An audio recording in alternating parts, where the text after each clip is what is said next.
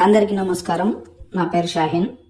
ఈరోజు నేను మాట్లాడే విషయం ఏమిటంటే, అలంపూర్ నియోజకవర్గ ఎమ్మెల్యే విజయ్ అన్న కాంగ్రెస్ పార్టీలో చేరబోతున్నారు. ఆయన కాంగ్రెస్ పార్టీలో చేరినా కూడా అతను మనకు ఎమ్మెల్యేగా మాత్రమే ఉంటారు. ఒకవేళ ప్రజలు మాజీ ఎమ్మెల్యే సంపత్ కుమార్ గారిని గెలిపించుకుని ఉంటే ఖచ్చితంగా సంపత్ కుమార్ గారికి మంత్రివర్గంలో స్థానం దక్కేది.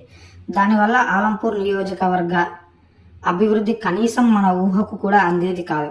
అవసరమైతే నియోజకవర్గానికి పరిశ్రమలు తీసుకువచ్చి నిరుద్యోగులకు ఉద్యోగం, ప్రజలకు ఉపాధి లభించే విధంగా చేసేవారు. అందుకే ప్రజలకు నేను చెబుతున్నది ఒక్కటే, ఏ పార్టీ అధికారంలో ఉంటే ఆ పార్టీలోకి వలసలు వెళ్ళే నాయకుల కోసం కాకుండా ప్రజల కోసం నిలిచే నాయకుల వెంట నడుద్దాం.